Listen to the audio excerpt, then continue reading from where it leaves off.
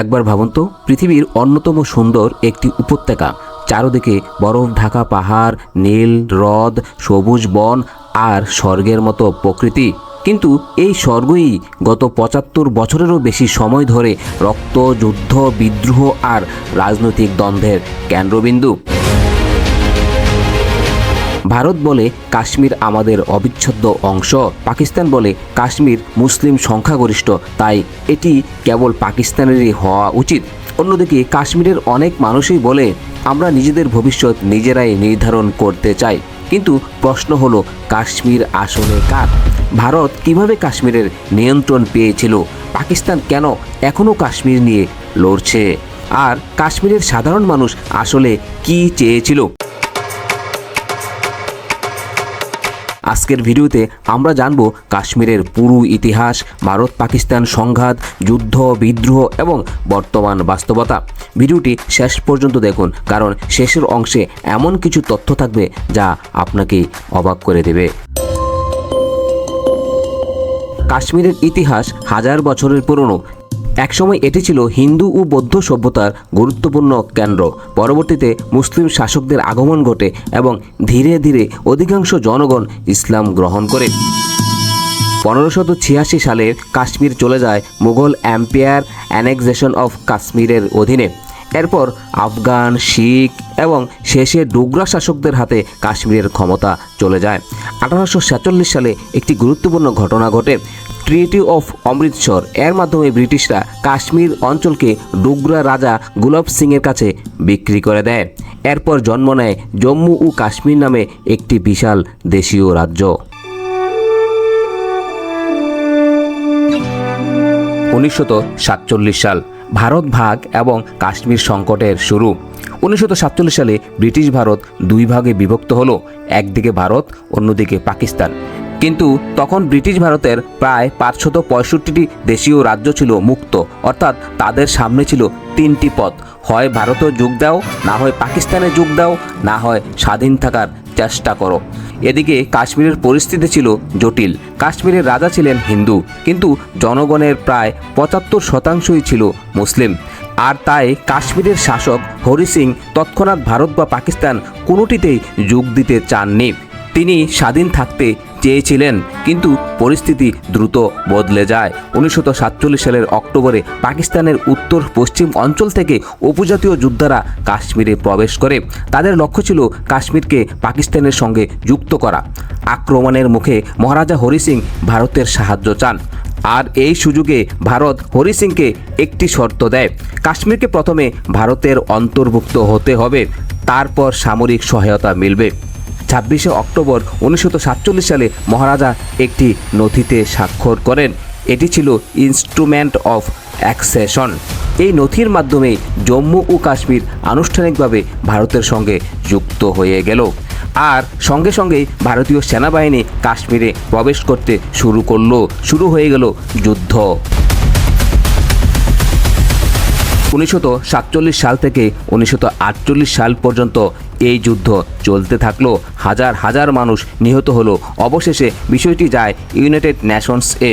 জাতিসংঘ যুদ্ধবিরতির আহ্বান জানায়। ১৯৪৯ সালে যুদ্ধবিরতি কার্যকর হয়। ফলাফল: কাশ্মীর দুই ভাগে বিভক্ত হয়ে গেল।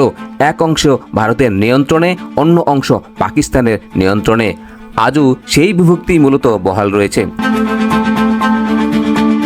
এখানেই বিতর্কের মূল বিষয়। জাতিসংঘ একসময় গণভোটের ধারণা দিয়েছিল, অর্থাৎ কাশ্মীরের জনগণই ভোট দিয়ে সিদ্ধান্ত নেবে তারা কি ভারত নাকি পাকিস্তানে যেতে চায়। কিন্তু সেই গণভোট আর কখনোই অনুষ্ঠিত হয়নি।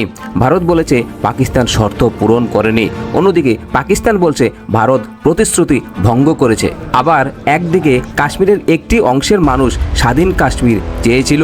তারা ভারত বা পাকিস্তান কারোর সাথেই যোগ দিতে চায়নি। কিন্তু সব কাশ্মীরি একই মতের অনুসারী ছিল না। কেউ ছিল ভারতপন্থী, কেউ পাকিস্তানপন্থী, আবার কেউ স্বাধীনতার পক্ষে। এই বিভক্ত মতামত আজও বিদ্যমান আছে। কাশ্মীর নিয়ে ভারত ও পাকিস্তান একাধিক যুদ্ধ করেছে। ১৯৬৫ সালের যুদ্ধে পাকিস্তান মনে করেছিল কাশ্মীরের জনগণ পাকিস্তানের হয়ে বিদ্রোহ করবে, কিন্তু তাদের পরিকল্পনা সফল হয়নি। 1971 সালের যুদ্ধ। যদিও মূল যুদ্ধটি ছিল পূর্ব পাকিস্তানকে ঘিরে, তবু কাশ্মীর প্রশ্ন অমীমাংসিতই থেকে গেল। পাকিস্তানের সেনা ও যোদ্ধারা 1999 সালে ভারতের নিয়ন্ত্রিত কার্গিল অঞ্চলে প্রবেশ করে। এরপর শুরু হয় তীব্র যুদ্ধ। অবশেষে ভারত ওই এলাকা পুনর্দখল করতে সক্ষম হয়।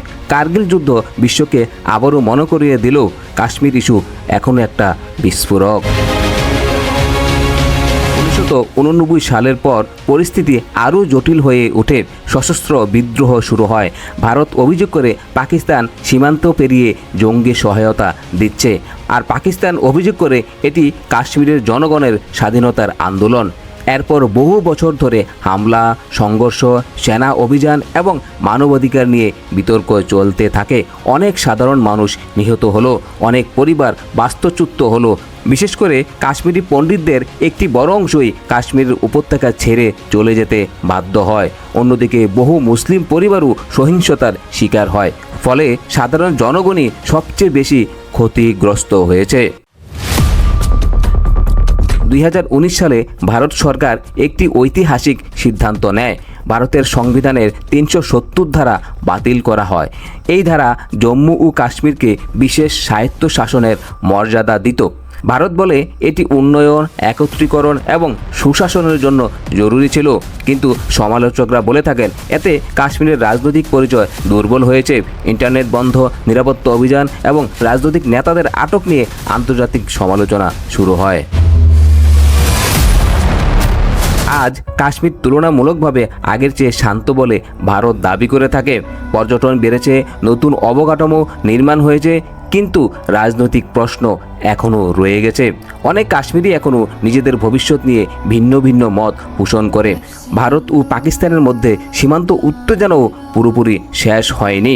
বিশ্বের অন্যতম সামরিকৃত অঞ্চল হিসেবেও কাশ্মীর পরিচিত। কাশ্মীর শুধুমাত্র একটি ভূখণ্ড নয়, এটি ইতিহাস, রাজনীতি, ধর্ম, জাতীয়তাবাদ এবং মানুষের পরিচয়ের জটিল মিশ্রণ। ভারত বলে কাশ্মীর তাদের অবিচ্ছেদ্য অংশ। পাকিস্তান বলে কাশ্মীরের জনগণের অধিকার নিশ্চিত আমরাই করব। আর বহু কাশ্মীরি এখনও খুঁজে ফিরছে শান্তি, নিরাপত্তা এবং একটি স্থায়ী সমাধান। এখন প্রশ্ন হলো, এই সংঘাতের শেষ কোথায়? আপনার মতে কাশ্মীর সমস্যার সবচেয়ে ন্যায্য সমাধান কি হতে পারে? কমেন্টে আপনার মতামত জানান। ভিডিওটি ভালো লাগলে অবশ্যই লাইক দিন, শেয়ার করুন এবং সাবস্ক্রাইব করতে ভুলবেন না। আর ফেসবুক থেকে দেখে থাকলে ফলো করে দিবেন। ধন্যবাদ।